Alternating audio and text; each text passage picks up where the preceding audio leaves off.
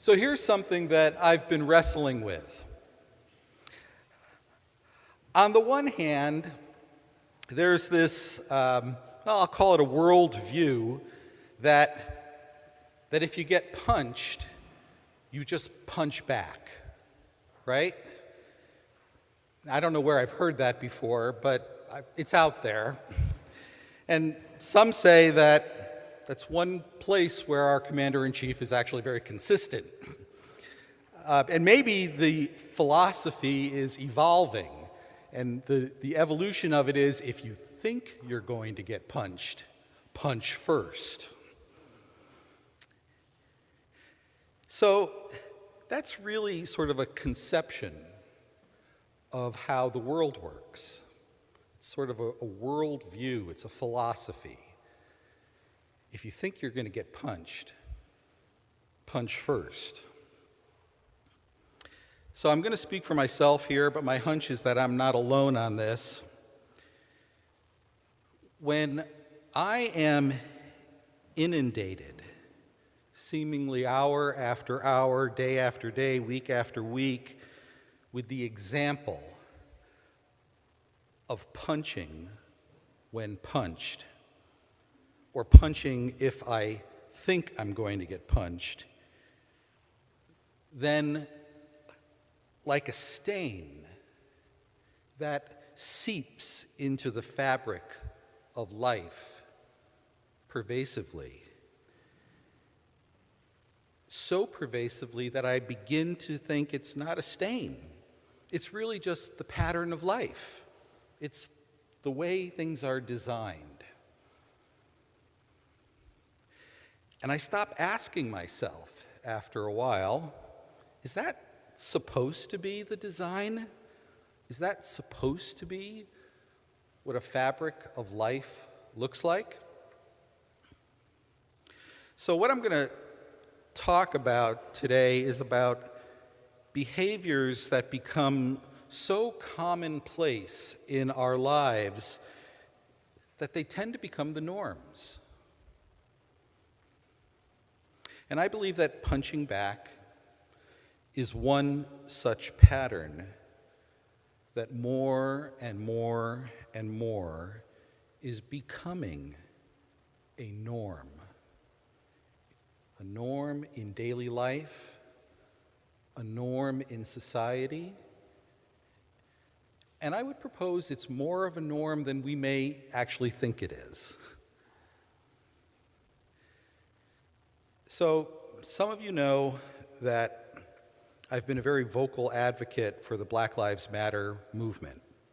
I've written a lot about it, and I've gotten a lot of punches and a lot of threats, because as one person observed, my pen is very loud. So week after week, when I hear new accounts of the abuse of police power over the lives of young black men and women, my ears just tune in like a radar. I listen carefully, and my heart aches. Not again, not again. So this past week, it was decided that the officers who shot 31-year-old Thurman Blevins in Minneapolis would not face any charges. And the family of this young black man who was killed on June 23rd, happens to be my birthday, they took over a news conference that was announcing that the police officers would not be charged. So the family just kind of stormed in and took over the news conference. They were punching back. And my knee-jerk reaction was, yes, fight, punch. Don't let them get away with it. So I've taken a real close look at this particular incident. I've read a number of stories about it from different perspectives. And I'm not telling anyone that this story suggests that Blevins was either guilty of a crime or innocent. It's difficult when you read about this, to deny that Blevins had a gun and that he was running away and that he understood the officers asking him to drop the gun and that he appeared to look back at them. And in the heat of the moment, it is not unreasonable to think that he was going for a gun. It's also impossible to deny the long history of the abuse of the police against persons of color in Minneapolis. Blevins had every reason to be scared for his life and to run. But it's not innocence or guilt that really called my attention to the story this week. It was the reaction of the family. It was the reaction of the family that just caused me to pause. If Blevins were my son, I'd have done the exact same thing. I know I would. I know myself well enough. I would have stormed in. I would have stormed in to that news conference. The reaction, however, is the design of the fabric that is the norm today. Punch back, harder and harder and faster. And so the anger and the outrage of the Minneapolis black community explodes, and the anger of police families and the NRA explodes, and all sides become more entrenched in the same behavior. And all we have in the end are explosions and punches and deafened ears.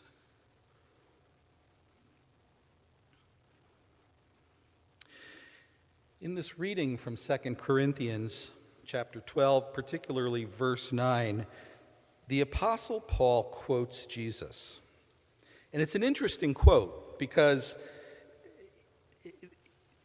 these words actually don't appear anywhere in the Gospels. So it's not like he's quoting what someone had written that Jesus said. Rather, Paul is saying, the resurrected Jesus whispered this in my ear. I heard this directly from Jesus. And the words were, my grace is sufficient for you, for my power is made perfect in weakness. And I don't think Paul pulled that out of thin air. It sounds a whole lot like Jesus. It sounds exactly like something Jesus would say. My grace is sufficient for you, for my power is made perfect in weakness. And it's a very different world view, a very different conception of reality than that punch back model. It's consistent with the account from Matthew's gospel where Jesus says, so if anybody slaps you on your right cheek, then just offer them the left. So here are the two worldviews, right? On the one hand, if anyone punches you, punch back harder, or better yet, punch them before they punch you first. And on the other hand, if you get slapped on your right cheek, offer them the left.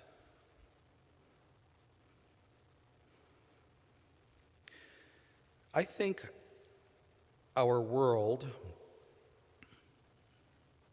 and here I include all sides of political spectrums, every side, I think our world really is embracing the former, punch, and rejecting the latter, the left cheek. That latter worldview, that left cheek worldview, that's what was embraced by people like Martin Luther King Jr., by Dietrich Bonhoeffer, Mahatma Gandhi, and Jesus of Nazareth.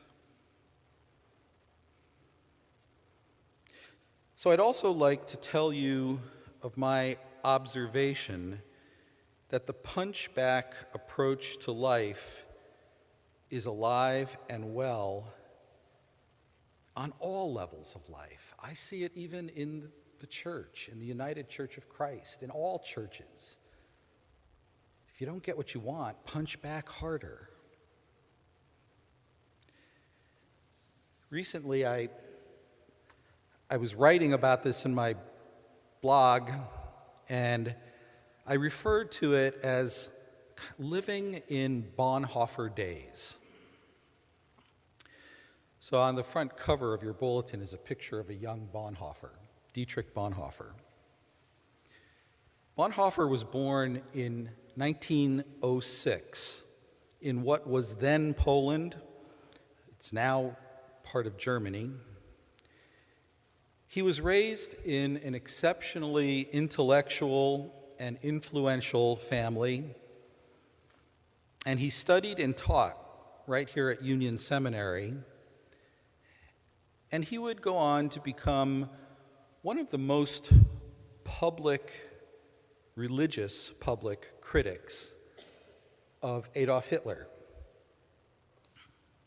It was when Bonhoeffer was living in New York that he was introduced to the gospel of social justice movement, and in particular by the Black church. Bonhoeffer wrote here, and he's referring to the life that he experienced in the Black church.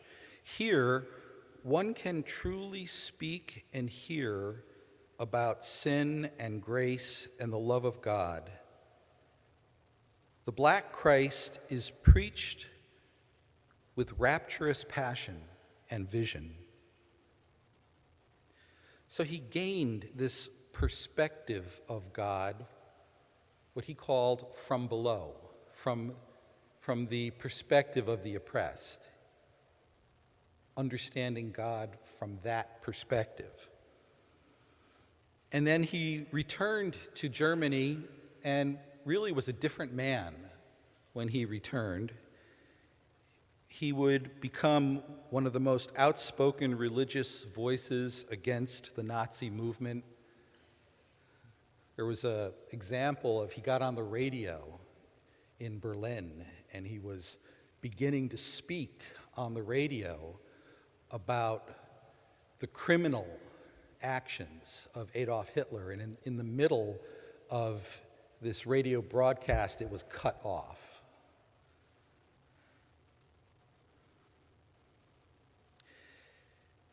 He was eventually arrested.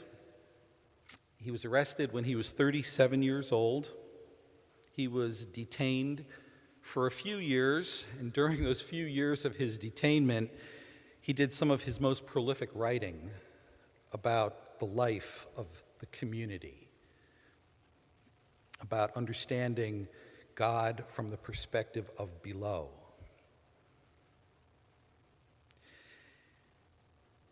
He was moved from a jail cell into a concentration camp, and while he was in the concentration camp, the Nazis accused him of a plot to assassinate Hitler. And ironically, his death took place only 21 days before Adolf Hitler killed himself. So I think the reason I tell you this story and the reason I say these are Bonhoeffer days is that I think there are parallels that have been drawn between Germany of the 1930s and America today. So here's a real personal thing for me. Okay, my son is a journalist. Unfortunately, he was just laid off by New York Daily News because you heard they lost half of their staff last week. He was one of the ones who lost his job. But he's a photojournalist. And I got to tell you that every day he went to work, I was scared as a father because of the rhetoric that is growing against journalists. I mean, fake news attacks on free press, xenophobia, racism. They're all examples of parallels between 1930 Germany and today. Those exact same things happened in Germany. Another example is something that just happened a couple of days ago when our president called together a group of African American clergy to discuss prison reform. There wasn't a single progressive African American voice invited to that gathering. That is also what happened in Germany. What happened was the government began to define what is correct religion and what is incorrect religion. And Bonhoeffer was pronounced as a non-acceptable form of faith for the state. So I think it starts with fake news, but we should have our ears open to the rhetoric of fake religion, because I think that's coming.